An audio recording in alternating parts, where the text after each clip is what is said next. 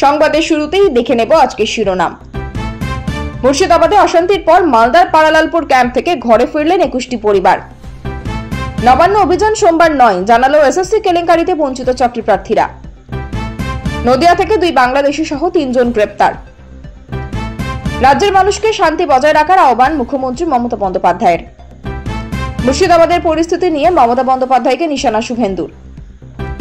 বাংলায় রাষ্ট্রপতি শাসনের দাবি তুললেন মিঠুন চক্রবর্তী। অবশেষে বরফ গলেছে। প্রশাসনের তরফে পর্যাপ্ত নিরাপত্তার আশ্বাস পাওয়ার পর পাড়ালালপুর হাই স্কুলের আশ্রয় শিবির থেকে ঘরে ফিরতে রাজি হয়েছেন মুর্শিদাবাদের ঘরছাড়ারা। শনিবার শিবির ছেড়েছে 21টি পরিবার। প্রশাসনের আশা আগামী 2-1 দিনের মধ্যে আক্রান্তরা সবাই ঘরে ফিরে যাবেন। এদিকে এদিন পাড়ালালপুর হাই স্কুল পরিদর্শনে যান খোদ জাতীয় মানবাধিকার কমিশনের কার্যকরী চেয়ারপারসন বিজয় ভারতী সায়নী। বেশ কিছুক্ষণ পরে তিনি ঘরছাড়াদের সঙ্গে কথা বলেন। শিবিরে তাদের কিভাবে রাখা হয়েছে, কেন তারা ঘর ছেড়েছেন, সেসব তিনি আক্রান্তদের মুখ থেকেই শোনেন। সব মিলিয়ে শনিবারও দিনভর জমজমাট হয়ে থাকলো পাড়ালালপুর।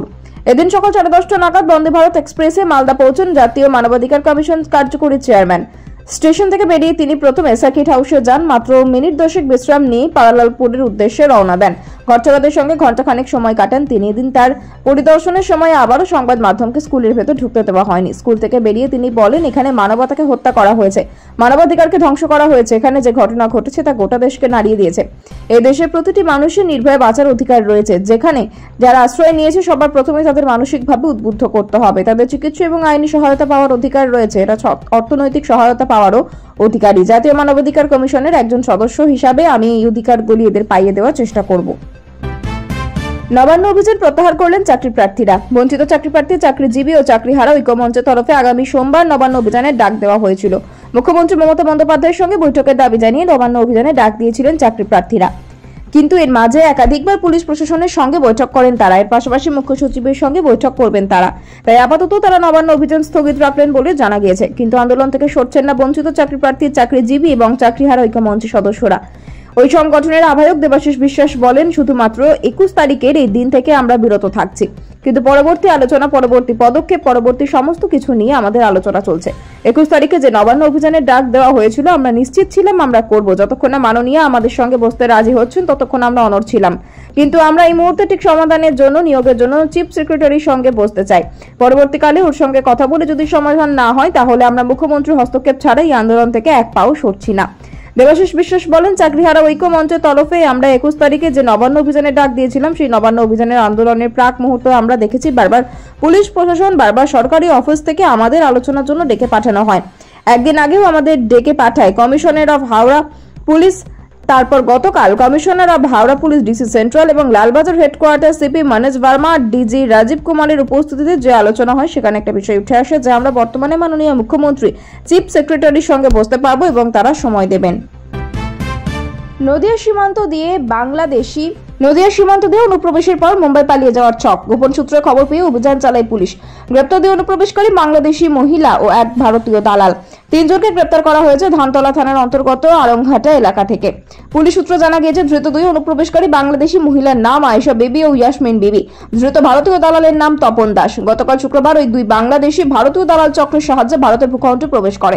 এরপর নদিয়ার আরংঘাটা গা ঢাকা দিয়েছিল। গোপন সূত্রে খবর পেয়ে এলাকায় অভিযান চালিয়ে পুলিশের একটি বিশেষ টিম। একটি বাড়ি থেকে 3 জনকে গ্রেপ্তার করা হয়। ধৃতদের জিজ্ঞাসাবাদ করে তদন্তকারীরা জানতে পারেন ধৃতদের মুম্বাইয়ে পালিয়ে যাওয়ার পরিকল্পনা ছিল। আজ শনিবার ধৃত 3 জনকে রানাঘাট বিচার বিভাগীয় আদালতে তুলে নিজেদের হেফাজতে চেয়ে আবেদন জানিয়েছে পুলিশ।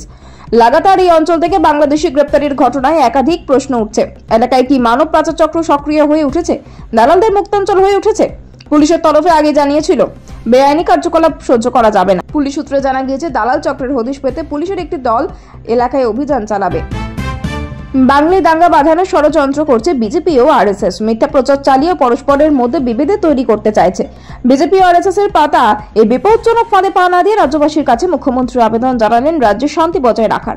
পারস্পরিক বিশ্বাসের বাতাবরণ এড়িয়ে মুখ্যমন্ত্রী রাজ্যে সংখ্যাগুরু ও সংখ্যালঘু সম্প্রদায়কে পরস্পরের সঙ্গে হাত মিলিয়ে কাজ করতে হবে। পরস্পরের ব্যাপারে সহমর্মী ও যত্নশীল হতে হবে। ওয়াকফ আইনের প্রতিবাদে মুর্শিদাবাদে অশান্তির ঘটনাকে হাতিয়ার করে গত কয়েকদিন ধরে গোটা রাজ্যে বিজেপি মিথ্যা প্রচার চালাচ্ছে বলে অভিযোগ তুলেছে তৃণমূল। এই উত্তপ্ত পরিবেশে রাজ্যবাসীর কাছে আর শান্তি রাজ্যে জানিয়ে এক লিখিত বিবৃতি প্রকাশ করেছেন মুখ্যমন্ত্রী মমতা বন্দ্যোপাধ্যায়। বিজেপি ও আরএসএস এর দিকে অভিযোগের আঙুল তুলে মুখ্যমন্ত্রীর বার্তা, বিজেপি এবং তাদের সঙ্গীরা পশ্চিমবঙ্গে হঠাৎ খুব আক্রমণাত্মক হয়েছে। এই সঙ্গীদের মধ্যে আরএসএসও আছে। আমি আগে আরএসএস এর নাম নিইনি, কিন্তু এবার বাধ্য হয়েই বলতে হচ্ছে যে রাজ্যের যে কুশ্রী মিথ্যার প্রচার চলছে তার মূলেও তারা রয়েছে। প্ররোচনা সূত্র একটু দুর্ভাগ্যজনক ঘটে যাওয়া ঘটনার প্রেক্ষিতে এরা ব্যবহার করছে বিভেদের রাজনীতি করার জন্য। এরা ডিভাইড অ্যান্ড রুলের খেলা খেলতে চায়। এই খেলা বিপজ্জনক। রাজ্যবাসীকে শান্ত থাকার আর্জি জানিয়ে মুখ্যমন্ত্রী লিখেছেন, আমরা সাম্প্রদায়িক দাঙ্গার নিন্দা করি এবং তাদের রুখবই। দাঙ্গার পিছনে আছে যে দুর্বৃত্তরা, তাদের কড়া হাতে দমন করা হচ্ছে, কিন্তু সেই সঙ্গে পারস্পরিক অবিশ্বাসের বাতাবরণও আমাদের এড়িয়ে চলতে হবে। সংখ্যাগুরু ও সংখ্যালঘু সম্প্রদায়কে পরস্পরের সঙ্গে হাত মিলিয়ে কাজ করতে হবে। পরস্পরের ব্যাপারে সহকর্মী ও যত্নশীল হতে হবে। বিজেপি ও তার সঙ্গীরা যে তার নেপথ্যে রয়েছে তা স্পষ্ট ইঙ্গিত দিয়েছেন মুখ্যমন্ত্রী। তিনি জানিয়েছেন, রামনবমীর দিনটিকে বেছে নিয়ে ওরা চেয়েছিল আগুনের খেলা খেলতে হবে, তা ব্যর্থ হয়েছে। ওয়াকফ আইনের বিরুদ্ধে সংগঠিত আন্দোলনের সঙ্গে যুক্ত কিছু বিষয়কে ব্যবহার করতে চায়। মুর্শিদাবাদে তৈরি হওয়া পরিস্থিতির জন্য সরাসরি রাজ্যের মুখ্যমন্ত্রী মমতা বন্দ্যোপাধ্যায়কে দায়ী করেছেন রাজ্যের বিরোধী দলনেতা শুভেন্দু অধিকারী। তার অভিযোগ, অসত্যের জন্য এবং একমাত্র দায়ী মুখ্যমন্ত্রী, এবং পুরোটাই উনি হিসেব কষে করিয়েছেন। শনিবার ভবানীপুরের এক সভা থেকে মুর্শিদাবাদের পরিস্থিতি নিয়ে নতুন করে আশঙ্কা প্রকাশ করলেন শুভেন্দু।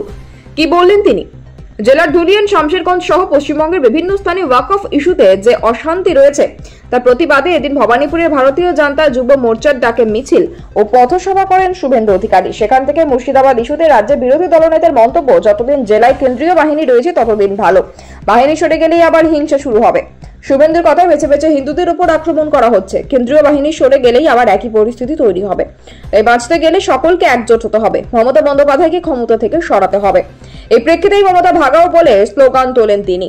যদিও শনিবারই মুর্শিদাবাদ পরিদর্শন করে এসে রাজ্যপাল জানিয়েছেন সেখানকার পরিস্থিতি আপাতত স্বাভাবিক রয়েছে, তবে তিনি এও দাবি করেন যে এলাকার মানুষ এখনো আতঙ্কিত। মুর্শিদাবাদে বিগত কয়েকদিন ধরে ব্যাপক তাণ্ডব হয়েছে। সাধারণ মানুষ থেকে শুরু করে পুলিশের উপর হামলা হয়, বাড়ি দোকানপাট ভাঙচুর থেকে শুরু করে খুন সবই হয়েছে। এরপরই পরিস্থিতি নিয়ন্ত্রণে আনতে বাড়তি পুলিশ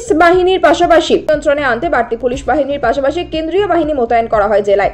এখনো পর্যন্ত আধা সেনার টহল চলছে জেলায়। এলাকাবাসীর দাবি, তাদের হুমকি দেওয়া হচ্ছে ক্রমাগত, এলাকা ছেড়ে চলে না গেলে ক্ষতি করা হবে বলে ভয় দেওয়া হচ্ছে। তারা চাইছেন জেলায় স্থায়ী বিএসএফ ক্যাম্প হোক, পশ্চিমবঙ্গে রাষ্ট্রপতি শাসন জারি হোক।